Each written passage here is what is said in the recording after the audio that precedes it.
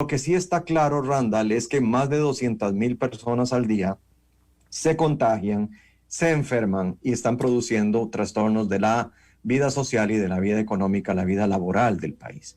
¿Qué sucede en Costa Rica? Costa Rica ha tenido altos y bajos. Tuvimos una primera hondonada que después tuvo un periodo de calma. Después de esto seguimos en la famosa segunda ola. Y lo que estamos teniendo ahora es un número bastante predecible de casos nuevos diarios que anda rondando más o menos los 1,000.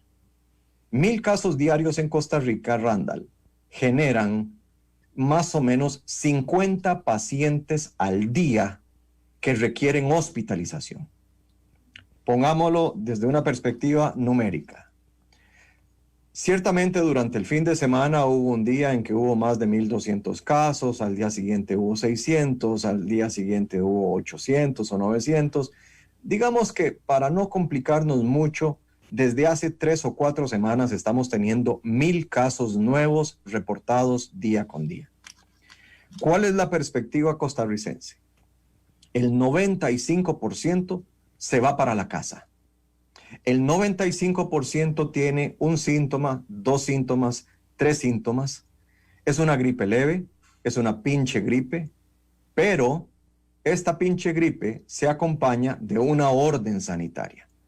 De modo que la persona, siéntase bien o siéntase mal, se tiene que ir a la casa porque tiene un diagnóstico de COVID-19, que es una enfermedad tremendamente contagiosa, y esta persona es retirada, es separada de su trabajo o de sus labores habituales, es enviada al hogar, y en el hogar se va a recuperar con limonada y con sopa de pollito con fideos, básicamente.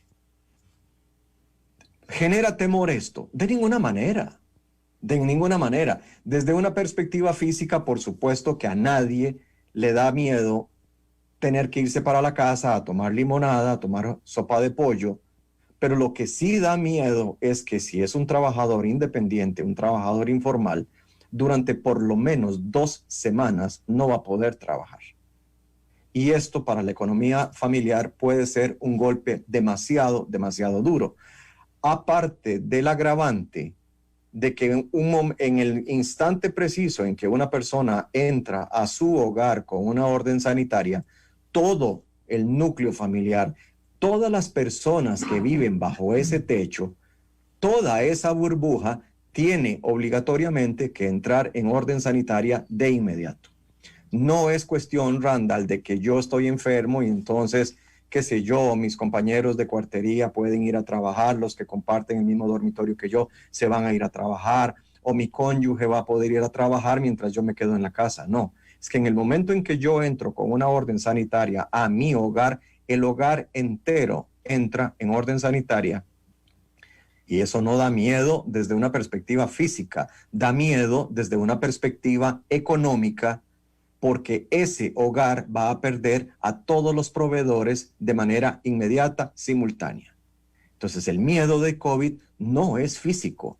El miedo de COVID es laboral y es económico. Sobre todo para la economía familiar es un golpe muy duro y estamos pensando en los menos favorecidos. Es decir, cuando hay un trabajador burocrático, cuando hay un trabajador del sector público que pertenece a una institución que lo tiene en planilla, o incluso si este trabajador está asociado a una empresa privada que también lo tiene en planilla, el hecho de llegar con una boletita donde el jefe o mandársela por correo o por WhatsApp y decirle, jefe, qué pena, estoy con COVID y me quedo en mi casa 2 semanas, de alguna manera es una vacación. Se le hará un ajuste salarial de acuerdo a los criterios que prevalecen en el pago de incapacidades, pero va a percibir dinero. En cambio, la persona que no tiene una planilla, que no está en una planilla, la persona que es un trabajador informal, que es un trabajador ocasional, imaginemos tantas industrias y tantas áreas de trabajo que tienen cierto grado de informalidad, pues definitivamente va a tener un golpe violento porque durante 2 semanas nadie va a tener nada de dinero como ingreso. La otra cosa entonces es que el 95%, estoy diciendo, se va para la casa. El 5%, Randall, tiene que entrar a un hospital. Y ahí es donde empiezan los temores. Ahora sí, ahora sí. Y usted me dirá, bueno, 5% no es mucho.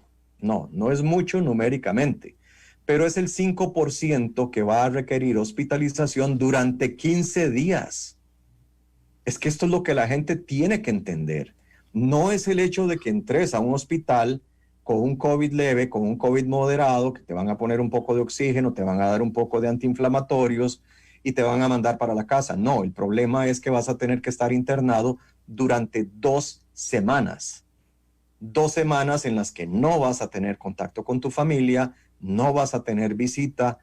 Si sos afortunadísimo, vas a poder pasar tu celular y te van a permitir comunicarte, pero vas a tener problemas porque en muchos centros hospitalarios está formalmente prohibida la permanencia de celulares en la cama del paciente, porque aparte de que puede caerse de la cama y quebrársela y la gente se la va a cobrar a la institución, puede ser que curiosamente uno de los enfermos COVID sea coleccionista y no es infrecuente.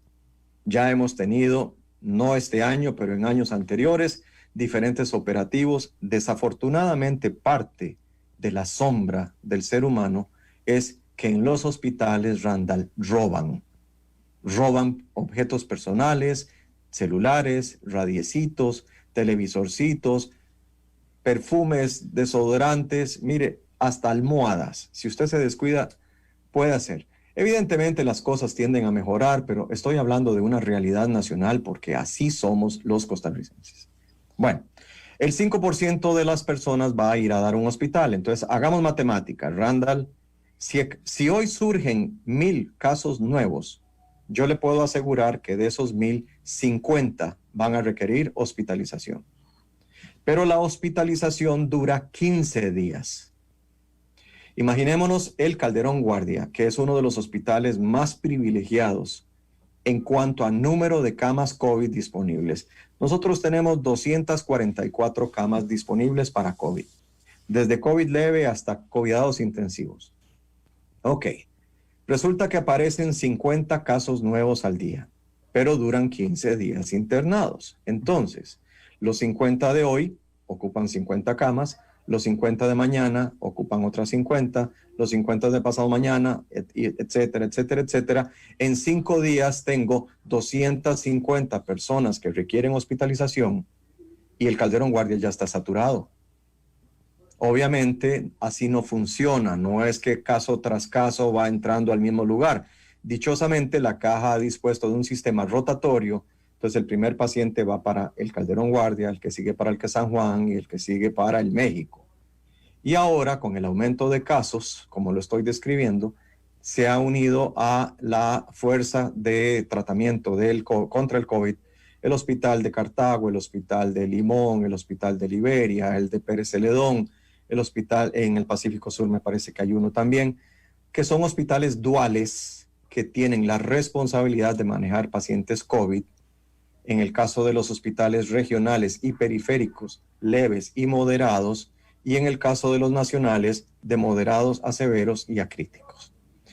Entonces, resulta que en una semana, Randall, o en 10 días, perfectamente podemos tener saturados todos los hospitales del país. Ese es el problema. Ahora usted me puede hablar de una manera muy fría, muy calculadora y me puede decir, bueno, doctor, ciertamente 50 pacientes van a requerir entrar al hospital, pero 17 se mueren a diario o 15 se mueren a diario. Entonces el balance es que cada día usted va a requerir 35 camas más, porque 17 o 15 le van a liberar camas. Podemos empezar a jugar con la matemática, pero al fin de cuentas está claro que en 15 días a este ritmo, todos los hospitales nacionales se saturan y como consecuencia dependemos de 2 eventos que son, digamos, terminales de la enfermedad. Uno es que la persona se cure de modo que pueda ser reintegrada a su hogar prontamente, que a los 12, 13 días veamos que en realidad está muy bien, con todos los marcadores de la sangre normalizados, con la radiografía de tórax normalizada, ya sin necesitar oxígeno suplementario, y entonces lo podemos mandar a la casa tempranamente entre el 10º y el 14º día. Posiblemente, no es todo mundo, pero no dejan de haber pacientes así. Entonces me va liberando una camita. Y además de esto, me lo libera el otro extremo, el paciente que muere.